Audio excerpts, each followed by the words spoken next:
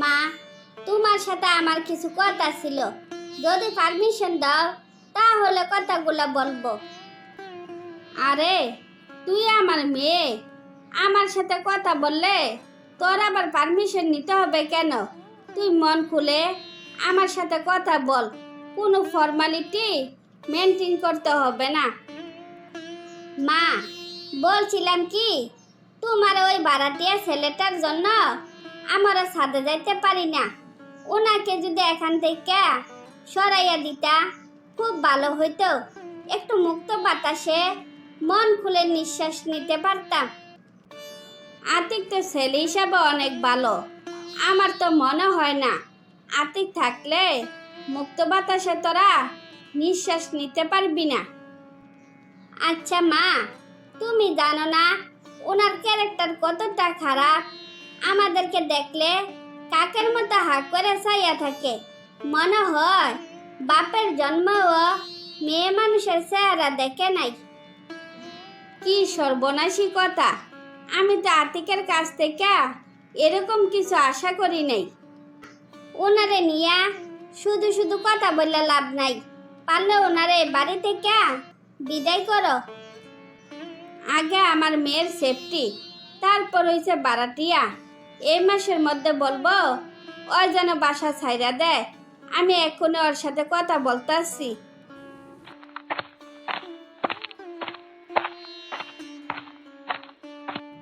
Aunty, আপনি নাকি আমারে ডাকছিলেন? কি কিছু বলবেন নাকি? তোমারে বিশ্বাস কইরা বাসা ভাড়া দিছিলাম, তুমি কিন্তু আমার বিশ্বাসের মর্যাদা দাও নাই। তাই আমি ভালো ভালো বইলা দেই, এই মাসের মধ্যে তুমি বাসা ছাইরা দিবা। আন্টি, আগে আমারে বলবেন তো আমি কিভাবে আপনার বিশ্বাসের অমর্যাদা করলাম। যাওয়ার আগে আমি আমার অপরাধরা একবার জানতে চাই। তুমি নাকি আমার মেয়ের বিরক্ত করো, জেনে শুনে এরকম একটা ক্যারেক্টারলেস ছেলেরে আমার বাড়িতে থাকতে দিতে পারি না। এবার কি আমি বুঝাইতে পারছি? জি, আপনি বুঝাইতে পারছেন। তো আমার ক্যারেক্টার নিয়া আপনারা যে মিথ্যা অপবাদ দিছেন, এতে আমি অনেক খুশি হয়েছি। তো আপনারা আমার সাথে যা করছেন তা মোটেও ঠিক করেন নাই। আমি আর কোনো কথা শুনতে চাই না। তুমি এবার সম্মানের সাথে বিদায় হও, নইলে দারোয়ান ডেকে বের করে দিব। আন্টি, কষ্ট করে আপনাকে আর দারোয়ান ডাকতে হবে না, আমি নিজে থেকে চলে যাব। তো যাওয়ার আগে একটা কথা বলে যাই, অহংকার মানুষের বেশি দিন থাকে না।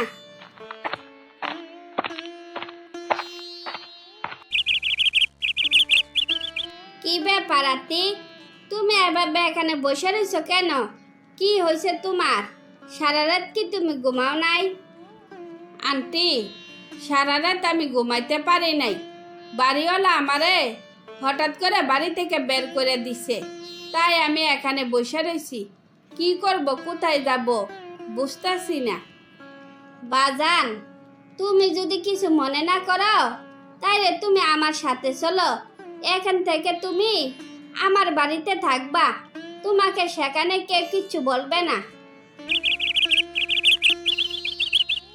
কি ব্যাপার, আপনি রিমানা, আপনি এখানে কি করেন? কি আপনি কাউকে খুঁজছেন নাকি? না, আমি কাউকে খুঁজছি না। টুলের দেখে আসছি তো, তাই বাড়ির ম্যানেজারকে খুঁজছিলাম। বাড়ির ম্যানেজারকে খুঁজতে হবে না, আমি এই বাড়ির মালিক। তো আপনার কয় রুম লাগবে? আমার কোনো রুম লাগবে না। আপনার মূল্যবান সময় নষ্ট করার জন্য দুঃখিত। যারা কারোর চেহারার দিকে তাকাইয়া কথা বলে না, তাদের মুখে দুঃখিত কথাটা মানায় না। তো আপনাদের এই অবস্থা হইল কিভাবে জানতে পারি? আমার মায়ের চিকিৎসা করাইতে গিয়া বাড়ি বিক্রি করে দিছি। 5 বছর ধরে আমরা ভাড়া বাসায় থাকি। আমার বাড়িতে যদি থাকেন 1 টাকাও ভাড়া দিতে হবে না। যতদিন খুশি আপনারা এই বাড়িতে থাকতে পারেন। আপনাকে আমি মিথ্যা অপবাদ দিয়া বের করে দিছিলাম, আল্লাহ ঠিকই আমার সঠিক বিচার করছেন। শেষ পর্যন্ত আপনার বাড়িতে আমাদেরকে আশ্রয় নিতে হইল। আপনি আসলে অনেক দয়াশীল। তারপর রিমা মিথ্যা অপবাদ দেওয়ার কারণে বাকি জীবন দুঃখে কষ্টে অতিবাহিত করতে লাগলো।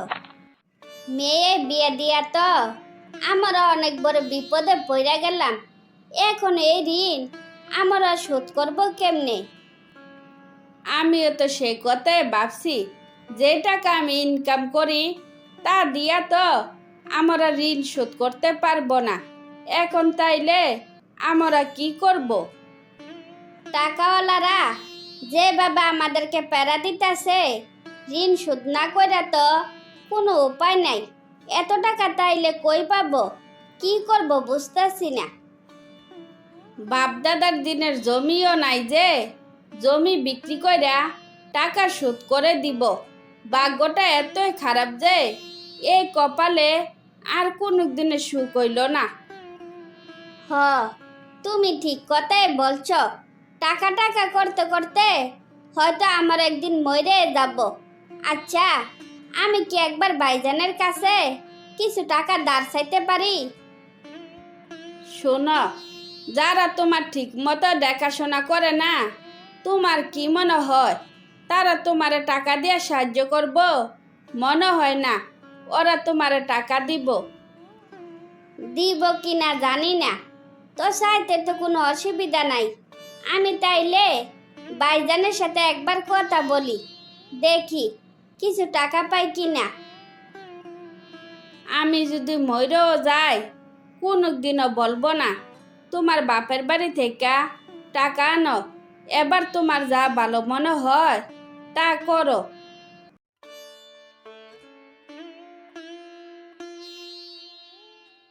কি রে পাখি, তুই কখন আসলি? আর তোর মুখটা এমনি শুকনা লাগতাছে কেন? কি হইছে তোর? ভাইজান, পান্নারে বিয়া দিয়া আমরা অনেক বড় বিপদে পড়ে গেছি। যদি 50,000 টাকা ধার দিতা তাইলে খুব উপকার হইতো। সবার অপমানের হাত থেকে একটু বাঁচতাম। তোমার মাইয়া বিয়া দিয়া তুমি ঋণে পড়ছো, তার জন্য সেই ঋণ কি আমাদের শোধ করতে হইব? ভাবি, আমি তো তোমাদের কাছে ধার চাইছি মাত্র, টাকাটা তো আমরা একেবারে চাই নাই। তোমাদেরকে আমার চিনা আছে, ধার নেওয়ার নাম কইরা যে আর ফেরত দিবা না সে কথা ভালোই জানা আছে। সি ভাবি সি, তুমি এত বড় মিথ্যা অপবাদ দিতে পারলা? কতই আমরা না খাইয়া থাকি, কই কোনদিন তো তোমাদের কাছে আমরা একটা কেউ চাই না। কি কোনদিন কইতে পারবা আমরা তোমাদের কাছে কিছু চাইছি? চাও নাই, তা ঠিক আছে, তো চাইতে কতক্ষণ? এখন ঠেকায় পড়ছো না? একবার দিয়ে অভ্যাস করলে বারবার চাইতে আসবা, সবই আমরা বুঝি। হ ভাবি, এতক্ষণে আমি বুঝছি আমার ভুল হয়ে গেছে। পারলে আমারে মাফ করে দিও। তোমাদের সময় নষ্ট করার জন্য দুঃখিত। তোর বাবির কথায় রাগ করিস না। তুই তো জানস যা বেতন পাই তোর বাবি খরচ করে ফেলায়, 1 টাকাও সেভ করে না। তাইলে তোরে টাকা পয়সা দিব কিভাবে বল? হ ভাইজান, যাদের বেতন বেশি তাদের কিন্তু আবার খরচ বেশি। শুধু শুধু তোমাদের কষ্ট দিয়া গেলাম। কোনদিন যদি মনে পড়ে গরিবের বাড়িতে যাইও। ভালো থাকিও সবাই।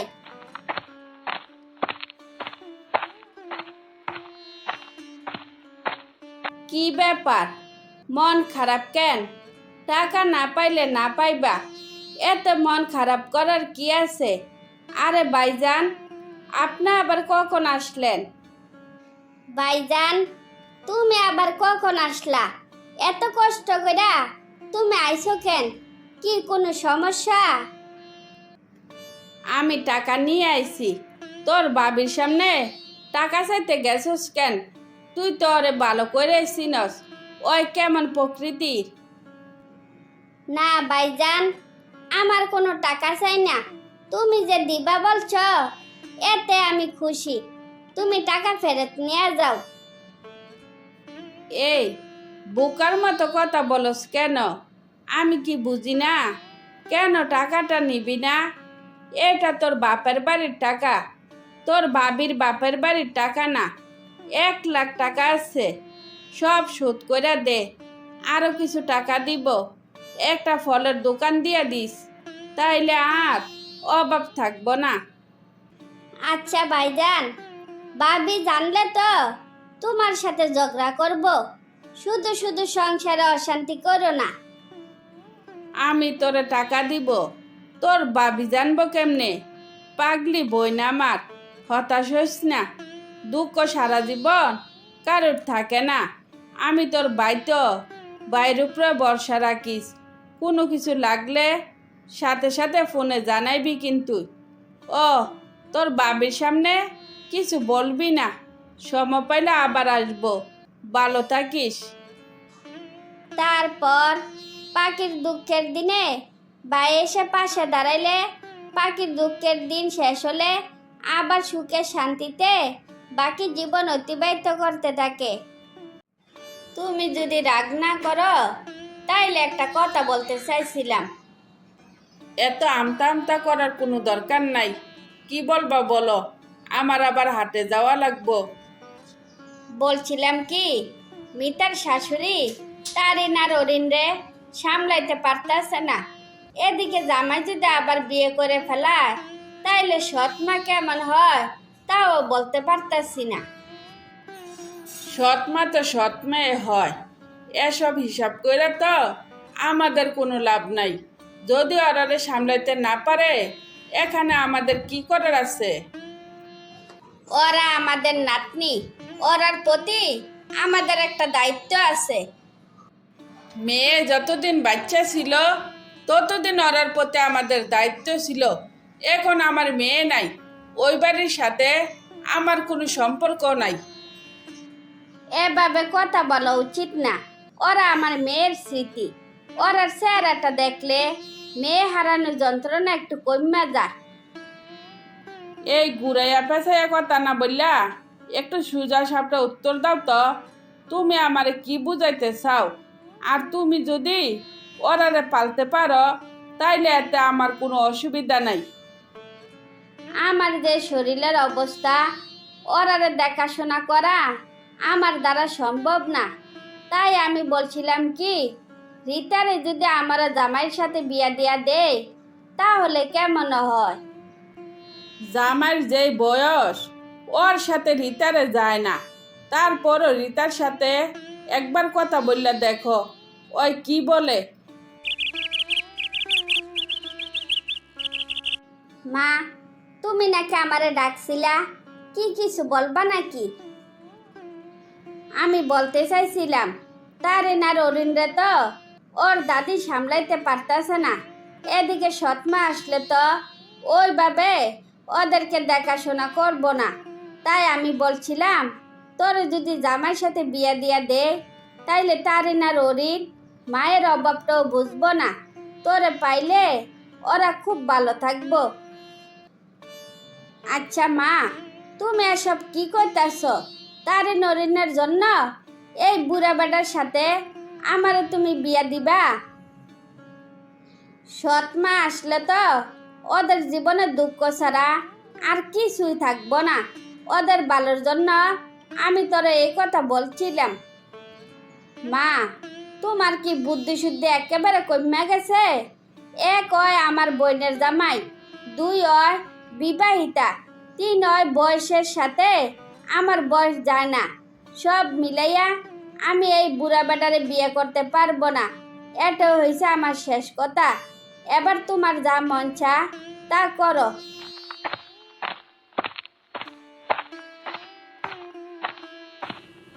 চাচি, আমরা এসব কি শুনতাছি? আপনারা নাকি রিতারে মিতা আপার জামাইয়ের সাথে বিয়ে দিবেন, তা কি আমরা ঠিক শুনছি? এখানে ঠিক বেঠিকের কি আছে? হয়তো জামাইয়ের একটু বয়স বেশি, কিন্তু টাকা পয়সা থেকে শুরু করে কোনো কিছুর অভাব নাই। ব্যবহার অনেক ভালো, তাইলে বিয়ে দিতে অসুবিধা কোথায়?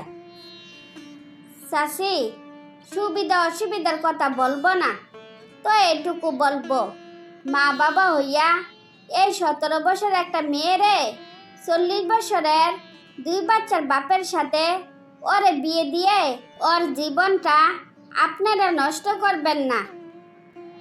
আরে বোকা, এই 2 বাচ্চার জন্য তো এত কাহিনী। রিতারে পাইলে ওরা খুব ভালো থাকতে পারবো। তারি নরিনের কথা যদি এতই চিন্তা করেন, তাহলে আপনারা তো ওরা এই বাড়িতে রাখিয়া পালতে পারেন। এই কিশোরী মেয়ের জীবন তো এভাবে শেষ করতে পারেন না। এত বেশি বুঝিস না। রিতার আমি ওই বাড়িতে বিয়ে দিব, এটাই আমার শেষ কথা। আমার এখানে বেশি বুঝার কি আছে? মেয়েটা আপনাদের, আমার এখানে বেশি বুঝে লাভ নাই। তো মনে রাখবেন, জেনে শুনে আপনারা রিতার ফুলের মতো সুন্দর একটা জীবনকে ডাস্টবিনে ফেলে দিচ্ছেন, যে জীবনের কোনো অস্তিত্ব থাকবো না। তারপর বাবা মায়ের চাপে পড়ে রিতা বিয়েতে রাজি হয়, এতে রিতার জীবনে দুঃখের ছায়া নেমে আসে।